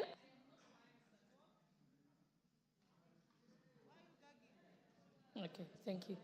I want to confirm that I'm not biased at all. When I made the statements that I did make, I made them as Member of Parliament for Uasin Gishu County and not as a Deputy Speaker sitting on the Speaker's chair. You can only accuse me of bias if I make those statements from the Speaker's chair. I am first a Member of Parliament before I am Deputy Speaker. If the law contemplated a situation where I am gagged as Deputy Speaker, I would have been expected then by that law to resign like the substantive Speaker does in that case. And therefore now I want to proceed to go on to support the motion, speaking as an ordinary member of Uasin Gishu County and not as Deputy Speaker. I have a few points to point out. The Deputy President has been engaged in various conducts that meet the threshold for impeachment. One, on numerous occasions, he has insisted that Kenya is a company of shares, and this is contrary to the Constitution, Article 10, and also our national values. I also want to bring attention of the House that he has contravened his oath of allegiance.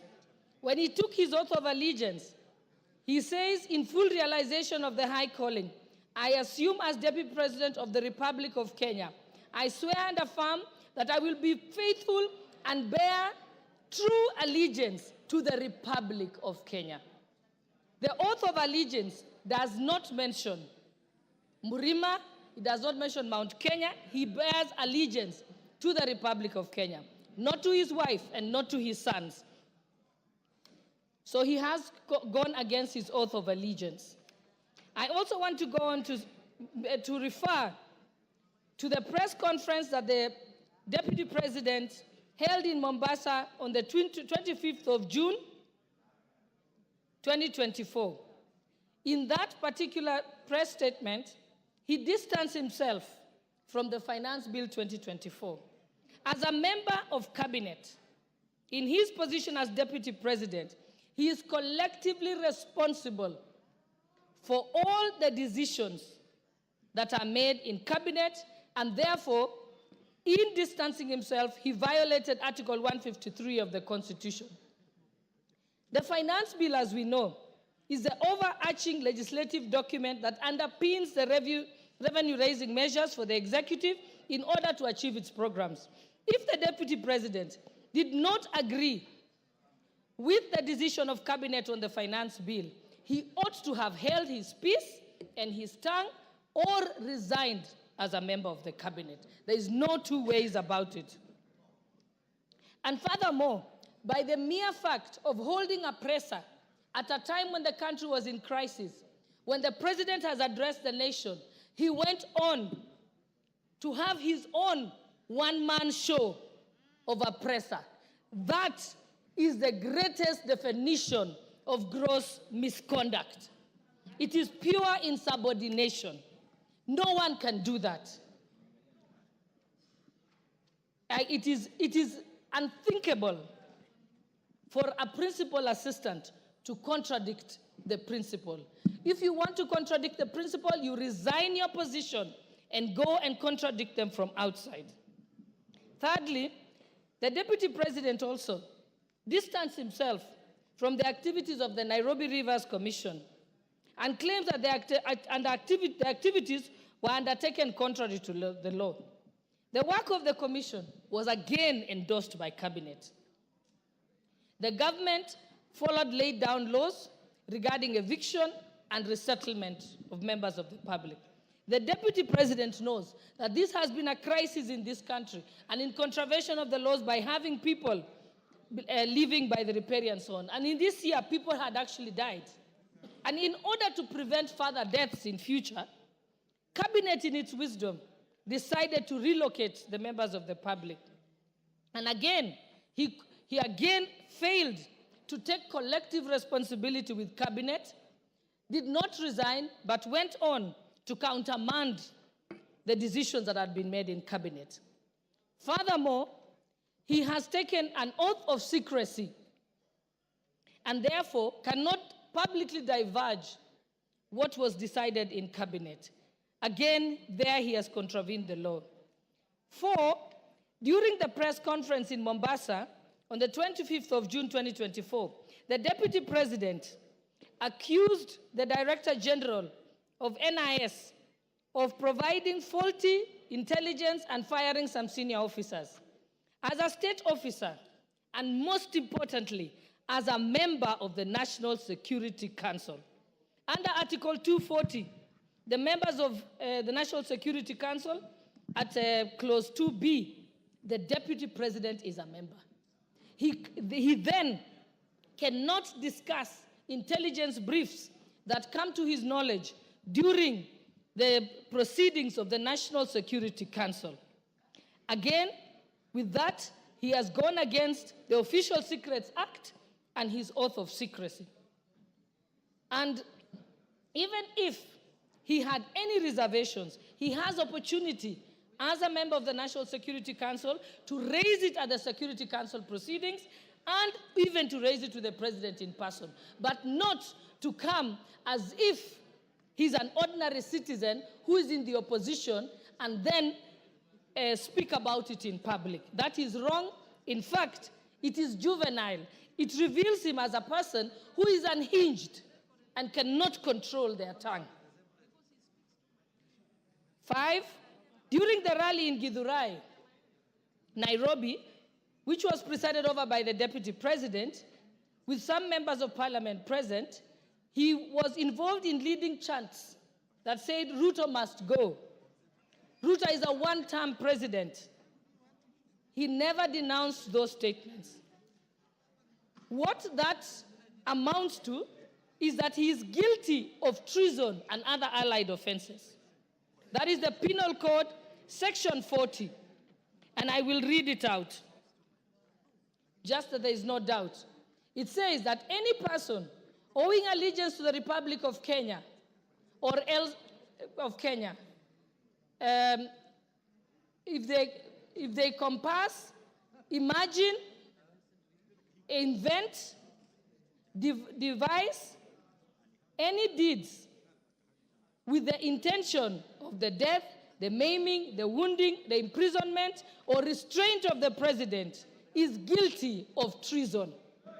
So Rigathi Gachagua is guilty of treason. And it also amounts to gross misconduct. So the Deputy President cannot therefore expect to remain in his office as Deputy President when his party to efforts to remove the President, to undermine the President, and to campaign against the President. His tenure as a principal assistant is not tenable by any interpretation or meaning. And 6, during his appearance in church in Meru, the Deputy President insinuated that if he is removed, the tribes of Kenya who are native to the Mount Kenya area will revolt and be violent. Again, that is treason and other allied offenses. And he also goes against the National Cohesion and Integration Commission Act with his utterances that relates to ethnic profiling. And even as late as yesterday, if I had any doubt in my mind that Rigathi Gachagua must be impeached and removed from office as Deputy President of the Republic of Kenya, he made it very, very clear yesterday. Yesterday, he went on to disclose details of the Kenya Kwanza pre-election pact. This is contrary to non-disclosure agreements that were signed by parties. And without any due regard to these non-disclosure clauses, and without seeking consensus from other principals who are party to those pacts, he went on to sing like a parrot on national television. That is unbecoming behavior of a person who holds an office as high as that of the Deputy President of the Republic of Kenya. And lastly, I want to point out that all the violations that I have set out in support of this motion were brought upon and the evidence said by the Deputy President himself. This is not from anywhere. It's from his own very utterances. Practically, this is what the Deputy President has done. He has dosed paraffin on himself, and he has lit the match all by himself without the help of anybody else. And so he has only himself to blame. I support this motion. Thank you, Honorable Speaker. Adan Kainan. Thank you, Mr. Speaker. Mr. Speaker, from the onset, allow me to thank the Honorable Mutuse for being courageous, for being focused, and I'm sure in the annal of the history of this country, Mr. Speaker, and the history of the 13th Parliament, Mr. Mutuse, you will be appreciated. Mr. Speaker, having said that, I've also gone through this impeachment clauses, Mr. Speaker. The 11 clauses, Mr. Speaker, are cogent, are rich in evidence, Mr. Speaker, and clearly demonstrate the actions, the omissions, the commissions of the Deputy President. Mr. Speaker, I've had an opportunity to reflect, because there's one thing that the DP has been using, that is a truthful man. I went back to the ironic definition, how a truthful man is supposed to be described in the Bible, in the Quran, in the civil society, Mr. Speaker. And in those definitions, Mr. Speaker, I have missed an iota of resemblance on anything that I can associate with those actions and the activities of the Deputy President, Mr. Speaker. Mr. Speaker, these clauses, we are a member of Parliament. We as members of Parliament, Mr. Speaker, our work is to protect the Constitution. Our work is to oversight, and our work is to do one of these things that have been demanded today by this impeachment, Mr. Speaker. Mr. Speaker, in all these clauses, the common denominator is the DP has abused his office through corruption, through tender pre-lawyering, through disparaging and disobeying his boss, through undermining devolution, and Mr. Speaker, equally also by being a threat to our sovereignty. Mr. Speaker, this country is a collection of many nation states. The Kikuyu nation, the Somali nation, the Luya nation, and this is what we are proud of, Mr. Speaker, and this is what constitutes the sovereign Republic of Kenya, Mr. Speaker. Mr. Speaker, the other day, and I want to repeat this, and you will excuse me for saying this country has a very rich history. In 1982, one gallant son from northern Kenya called Gerald Mahmoud saved Kenyans from militarism. And I think we all appreciate it. He's still alive. Mr. Speaker, in 2007, another general by the name General Muhammad Ali saved the Kenyans from the effects of the socio-political turmoil of 2007. And Mr. Speaker, the post-election violence. In 2024, another son from that region, Nurdin, has also saved this country from the effects and activities of Rigji and his cohorts, Mr. Speaker. Mr. Speaker, that doesn't take away the contributions of many other Kenyans. Mr. Speaker, in all this, what I have gathered, and we have been in Parliament together, we are doing a favor for Rigji. We are doing a favor for the executive, members of the executive. We must save Rigji from the members of the executive, the other members, because he's a threat to their continued performance of their job, Mr. Speaker. We must also save Rigji from the members of the judiciary because he keeps on attacking them, Mr. Speaker. We must also save Rigji from the members of the legislature because he attacks them, Mr. Speaker. We must also save Rigji from the 47 tribes, Mr. Speaker, because he keeps on attacking them. Mr. Speaker, we must also save Rigji from the remnants of Mau Mau because he keeps on abusing their name, Mr. Speaker. We must save Rigji, Mr. Speaker, because he abuses our ladies, Mr. Speaker. Mr. Speaker, we must also save Rigji from the people of Mount Kenya because he abuses their names and he wants to have them collide with other Kenyans, Mr. Speaker. Mr. Speaker, isolate them, Mr. Speaker. And finally, on that aspect, we must save himself because last night, when I watched that teleprompter-driven press conference, Mr. Speaker, one thing that came to my mind is he was incriminating himself, Mr. Speaker. Mr. Speaker, in all this, we have a president who has applied all his gingerly approach in managing the affairs of this nation, Mr. Speaker. And Mr. Speaker, what is coming to mind is we have a DP who in every statement that he utters abuses, uses the Constitution wrongly, threatens and demeans everybody. And it's because of this, Mr. Speaker, that we as a parliament, we must go in history and support this impeachment, Mr. Speaker. Mr. Speaker, finally, you have ruled on this. And I don't want my colleagues here actually to be threatened. What you are doing is right. It is within your legislative right, Mr. Speaker, for those of us who have elected to support this by appending our signatures, should also be available to vote today in our numbers to impeach Rigji, and by doing that, we'll be saving Kenya. I support, Mr. Speaker. John Makali.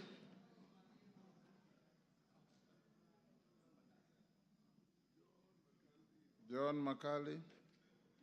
Give me the mic. For the opportunity you've granted me to also weigh in on this motion. Honorable Speaker, we are facing a constitutional moment where our constitution is being tested. At the outset, let me state that I have nothing as against the Deputy President or where he comes from. But Honorable Speaker, the Deputy President is not an ordinary person. The Deputy President is actually the second in command in our nation. Before he assumes office, Article 74 of the Constitution requires him to take an oath of office. And Honorable Speaker, I've looked at the oath of office of the Deputy President. It requires him to be faithful to the Republic, to give counsel and advice to the President without fear or favor. Equally, the Deputy President is a ranking state officer, and Article 74 of the Constitution requires, Article 75 of the Constitution requires that in the conduct of a state officer, he needs to bring honor and dignity to this office he holds. Honorable Speaker, looking at the grounds that have been availed, I want to state here categorically, Honorable Speaker, that the Deputy President has violated the Constitution and his oath of office. Why do I say that, Honorable Speaker? One, the Constitution of Kenya, which the people of Kenya gave to themselves, requires that Kenya is a unitary state, regardless of the regions it has. Equally, Article 10 of the Constitution puts national unity, patriotism, as a key component of our national values in the discharge of our duties. Several other times, and I want to speak to this very clearly, Honorable Speaker, when the Deputy President, the truthful man he says he is, attended a church service in Bungoma, and we actually requested that we had several other problems which needed to be handled, specifically blocked road programs, employment opportunities. The Deputy President, the truthful man that he is, told us on our faces that according to the votes which we got, whatever we had gotten was enough and we had no duty to keep on asking for more projects. That is the Deputy President who is supposed to be the principal assistant to the President and who is supposed to portray national unity. Equally, Honorable Speaker, the Deputy President yesterday clearly said that the government that we have now, the Kenya Kwanza government, is a government of shareholders. Because he said the government was formed because of shareholding agreements. Once you become a Deputy President, you are the face of national unity. He cannot really keep invoking the promises which were made, the agreements which were made prior to the government being formed. What will happen to those other countries, other areas which are not part and parcel of those particular agreements that were alleged to have been made? Equally, Honorable Speaker, the Deputy President has committed an offense, or is reasonably expected to have committed an offense. When he was asked in his visits which he makes throughout the country, he said that he visited Keyo Marakwet, he visited other parts of the country, and he has been given animals. And those animals, he has kept them at his home, and he now has a herd.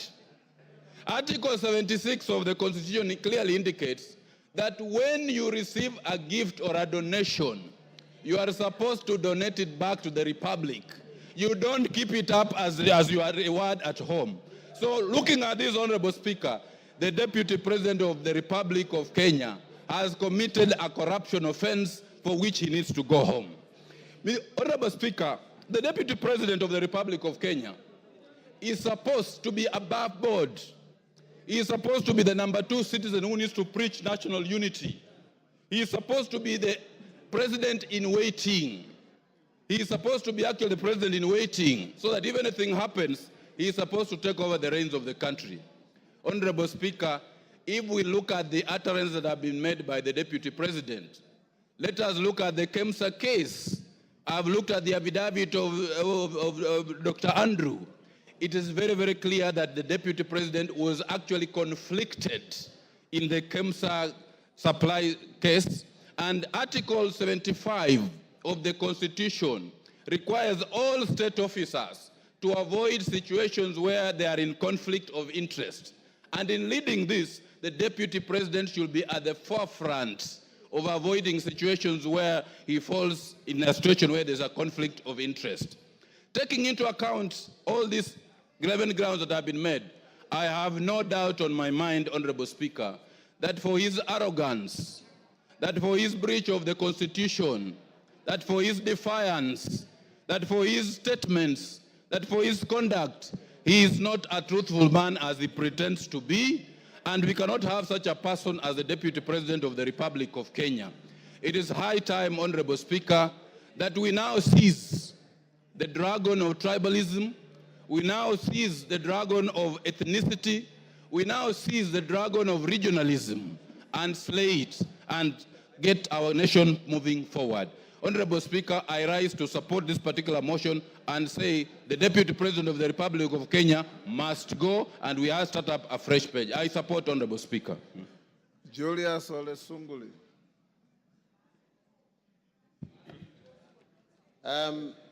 Mr. Speaker, I come from an older period, being a member of KANU, and having served in the KANU government.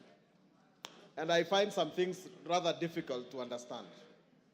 Because, Mr. Speaker, this position of Deputy President is a new one. It came in 2010. The position of Vice President had very, very good gentlemen. I still recall the way the office was occupied by the Honorable, unfortunately late, George Saitoti, Kijana wa Malwa, and indeed, the fine gentleman that we have in politics now, Honorable Kalonzo Musyoka. Those people, Mr. Speaker, understood their job. If I were to stand today and accuse the Honorable Rigathi Gachagua, I would accuse him of only one thing. He does not get it. This particular job, he does not know the job description of a deputy president. For one, Mr. Speaker, the Constitution of Kenya says that there shall be a president. And then that president will be assisted by a deputy president. Now, assisted by a deputy president. That means, Mr. Speaker, that our Constitution foresees a situation where we have one driver and one makanga. And one is not trying to do the job of the other. Now, how did we get into a situation, Mr. Speaker, where we now have two bosses in the country? We have the president who is the boss, and we have the deputy president who says he's also the boss. Now, if there is something that we have to do in this house is to resolve that dispute. The country cannot run when we have... Give Wamchomba the mic. Yes, Mheshimiwa. Mr. Speaker, I rise on a point of order to just ask whether the word makanga is parliamentary. I just need a clarification. The word makanga, whether it is parliamentary language. Is the member in order to use that kind of language today? Honorable Wamchomba. Order. Yes, Millie. Yes, Millie. I don't know if Honorable Sunkuli has allowed me to inform him. Yes, Mr. Speaker, I just wanted to inform Honorable Sunkuli that you can use those words so long as you put in inverted commas, because you are reporting. So when it is reported, like in the case where people are talking Kufa Makanga, Kufa Dereva. Mr. Speaker, I even wanted to speak to it by saying that it is actually people saying that are crucifying the DP. By saying he should Kufa, the motion here is on the, in quotes, Makanga. It's not on the Dereva. So people want to bring the motion on the Dereva in quotes, can bring, but the one we are dealing with now is on Makanga. But for Honorable Mchomba, language is dynamic. It's living. It grows. That's why you now find Kiswahili words in the Oxford English Dictionary. And by ordinary usage, every single Kenyan knows what Makanga means. And Sunguli was not mixing languages. He spoke in the manner like he was quoting. I will definitely need another extra time. But Mr. Speaker, so our constitution foresees a situation where the president and the deputy president operate in harmony. Now, Mr. Speaker, if your principal job is to assist the president, and your marriage with the president is now irretrievably broken down, the only purpose of this house is to say that there is actually no more marriage, and that the deputy president can no longer perform his duties as a deputy president. And so, if that happens to be the situation, then what remains? I remember the late President Moi telling us that the problem with Africans is that they don't resign until they are kicked out. In this particular situation, because the marriage is irretrievably broken down, it ought to be the case that the deputy president ought to say, as a gentleman, that this thing is not working, I'm going to leave it. He has said that this is like a company. And in a company, people exist in order to have a common good. And the mixture of strategy and vision and deep understanding of their core business is what will bring fruits to this job. Mr. Speaker, I believe myself that there are two mistakes that have been made here that need to be looked into by this House. One is that the Deputy President ought to believe in the Republic of Kenya. Because if I look at the number of times, if I Google the number of times the Deputy President has pronounced the word Mount Kenya, and the number of times he has pronounced the name Kenya, the number of times he has said Mount Kenya are more than the times he has said Kenya. A person who takes the oath to be the Deputy President of Kenya must be a person who pronounces the words Kenya more than the one person who pronounces the words of his region. Patriotism. And secondly, the person must actually believe in his boss and must... Give him 1 minute. Mr. Speaker, if your core business is to work for your boss, you must believe in him. If you don't believe in him, what are you doing with him? The second thing is that you must believe in Kenya. If you don't believe in Kenya, that you believe that your responsibility is to look after the shares of your side of Kenya, then what are you doing with the rest of the country? Mr. Speaker, I want to finish by urging that next time we appoint a deputy president, next time the president appoints a deputy president, let him understand that that is a serious business. You must appoint a person who will actually understand that he's going to be a president if something bad happens. Don't do it just because he brings votes. Let us be serious about this responsibility, because that is where we are going wrong. Someone is saying that he qualifies just because he brought in the votes, not because he can actually appeal to the rest of the Kenyans and can be trusted by the rest of Kenyans. I therefore, Mr. Speaker, vote to impeach. Osoro. Thank you very much, Honorable Speaker. Honorable Speaker, from the onset, I want to state that I support this motion entirely without putting or proposing to put a comma or full stop on any ground that has been placed here, Honorable Speaker. Honorable Speaker, I want to remind the honorable members that Clinton was almost impeached, or the impeachment attempt against Clinton in 1998 was out of the Monica Lewinsky. Read your history properly. He was actually impeached. Exactly. Monica Lewinsky matter. Of course, it was overturned later by the courts and other issues, but I'm saying it was out of that scandal, the very small scandal of the sexual scandal in White House. Honorable Speaker, I want first to start by proposing this question, Honorable Speaker, to honorable members.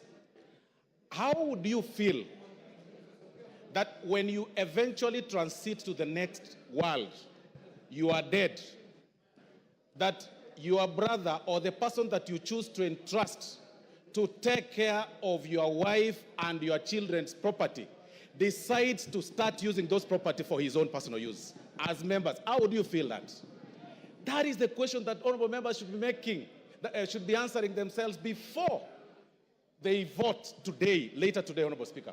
Honorable Speaker, the late Governor Deritu Gachagua passed on 24th of February 2017. Between 2017, Honorable Speaker, to 2024, it is indeed true that the late governor then, amongst Mwai, Madenge, and Joroge, he entrusted Mr. Rigathi, the Deputy President, as the executor of his will. But, Honorable Speaker, between 2017 and 2024, the property that, and this is, Honorable Speaker, is in the documents that Mwengi Mutusa has shared, Honorable Mwengi Mutusa has shared with us and tabled in this House, that between 2017 and 2024, he's been able to alter or tamper with those companies, make himself directors in some of those companies, transfer some of those properties to himself, disinherit some of the beneficiaries, the kids of the late, and put them to himself. And then one particular case, Honorable Speaker, is the Olive Garden Realtors, Honorable Speaker, that was actually altered on 2nd of March 2022, using the position of power to his own advantage, Honorable Speaker. How can you explain that? He'll then tell you, Honorable Speaker, that, you know, I bought, it's willing buyer, willing seller. Really? Does it mean that all your money that you've acquired, which is also questionable, the only property that you could identify is the property that is under the care or is supposed to help the family and the widows of your late brother? How wicked can we be? Then you come in full glare of camera and tell the members of the public that, please let my brother rest in peace. I decided to hold this property in trust for them, when the brother, the kids, the widows, and the daughters and sons of the late are languishing in poverty and complaining and crying. It is total shame. You cannot use your position for that. Honorable Speaker, these are practical examples, and I'm telling honorable members to acquit themselves and go through ground 7, Honorable Speaker. It is actually on page 16 to 30. This is nothing but gross violation of the law, Honorable Speaker, taking advantage of their own power, Honorable Speaker. Honorable Speaker, and you know, even to prove that, you will realize that those companies, by the time the companies were being, some of them were being registered, the new ones, and the time the transfer of these properties were taking place, Honorable Speaker, the whole thing is actually contemporaneous. You need not to be a rocket scientist to know that clearly this is fraud and this is this was taking advantage of the late. I want to remind the Honorable Deputy President of the good book in the book of Proverbs chapter 15, verse 25, that the Lord will tear, that's what the Bible says, that the Lord will tear down the house of the proud, but he will establish the boundary of the widow. That is why we are here today. If there is no other reason that has brought us here, Honorable Speaker, it is to protect the family that is being disinherited of their property under coercion, blackmail, and threats. If there is no other reason, Honorable Speaker. And that is why, Honorable Speaker, even it's actually biblical again. In the good book, Honorable Speaker, of the book of Exodus 22:22, that do not take advantage of the widow, do not take advantage of the fatherless. If you do, and they cry to me, I will certainly hear their cry. And my anger will be aroused, and I will kill you with the sword. Today, we are using the sword, today here, to protect, and it is biblical, it is religious. Today, we are using the sword to impeach you, just to protect the children that are suffering, that you threatened, that you blackmailed, that you told that if you dare speak or utter a word, I am the Deputy President of Kenya, elected by 7.2 million people. I will finish you.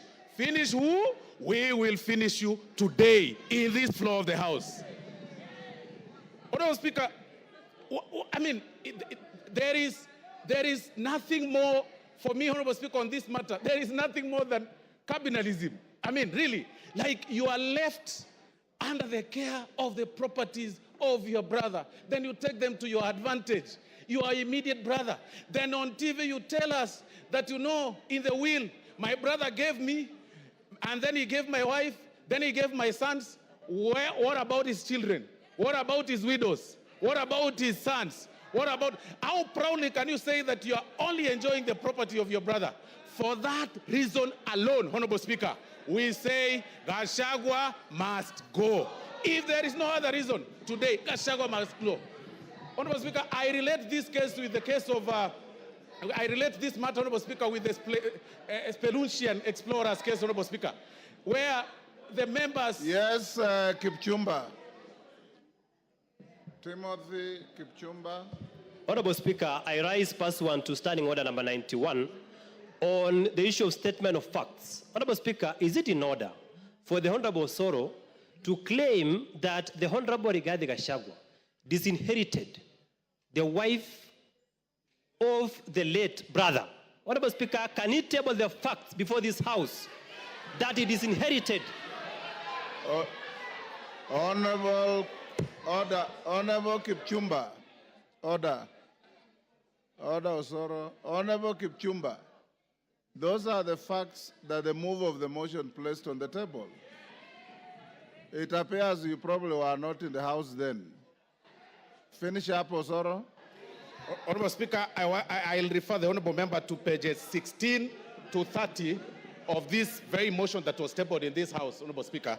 And these are facts. And I've also said that, Honorable Speaker, on this particular matter, the threshold is on the 2/3, and we're also working on the balance of probability. We are looking at this matter on how the facts relate or place themselves on the table from the transfer of the properties and also the registration of the companies. I mean, it is clear, the facts are contemporaneous. Nobody, unless you don't need to be a rocket scientist to identify this whole thing, Honorable Speaker. And that is why, Honorable Speaker, for this reason, for this very reason, Honorable Speaker, I want to say that I support the impeachment. Please, let's make it early. Even if it's at 6, Rigathi Gachagua must go. TJ Kajwang will be the last for the morning. Mr. Speaker, just confirm to me that I can see that there is 1 minute to the hour. Thank you very much. Mr. Speaker, I rise for a very simple reason, that if there is any member who came in this chamber believing that we or the members are going to impeach the deputy president without reason, they can listen to us and we can give them the reasons why we stand noonday to make this presentation. First of all,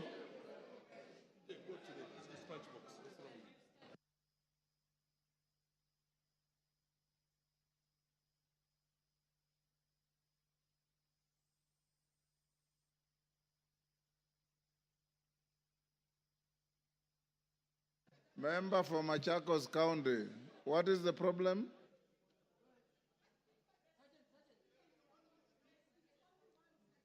What about the dissenting voices, Shuan? The speaker has no way of knowing who is descending. Yes. Go on, Kajwang. Yes.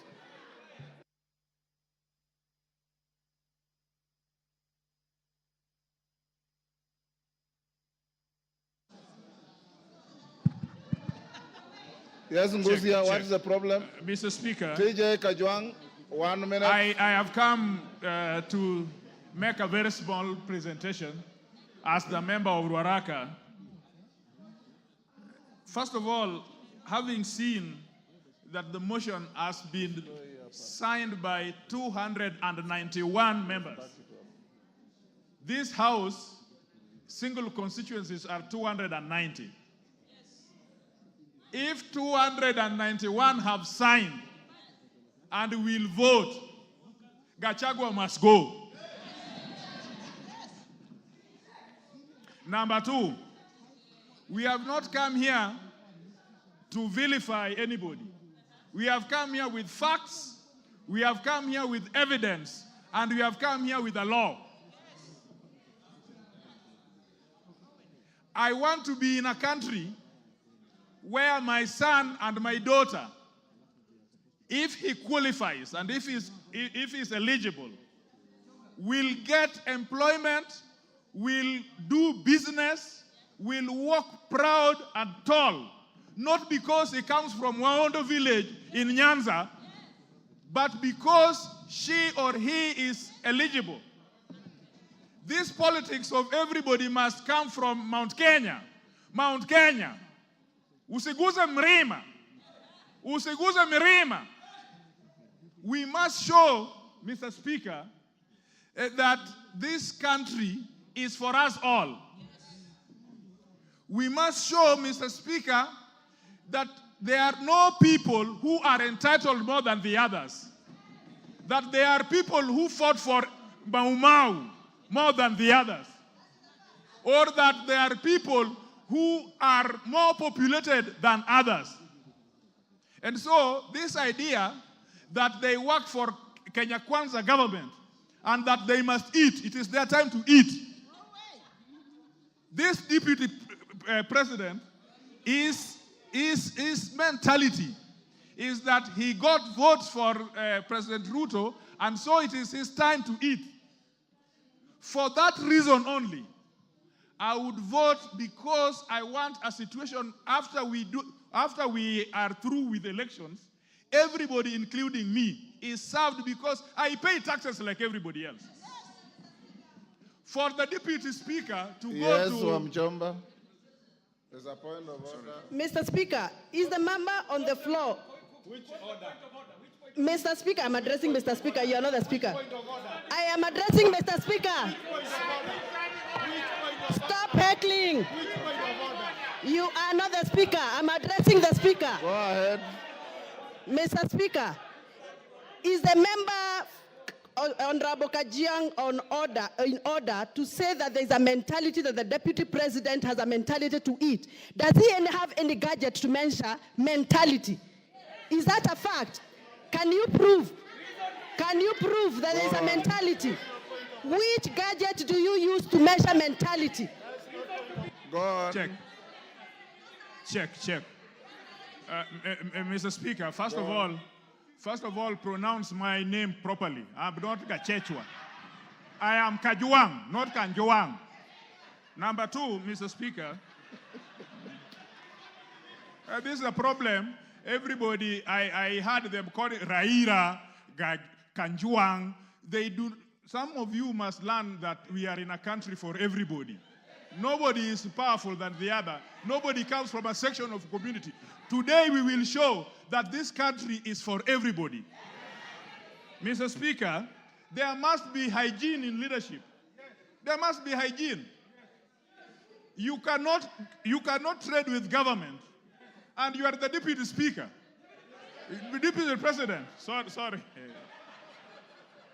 You cannot trade with government, and then you are the deputy president. You cannot trade with government and you are a state officer. Even you who are sitting here, stop trading with government. So that you only have one work, which is an elected member of this house. So evidence has been laid before us. And we are clear on page 16 of this evidence that him and his family, first of all, he thinks that his family, it is all right if his family trades with the government. He has not read the Leadership and Integrity Act. You yourself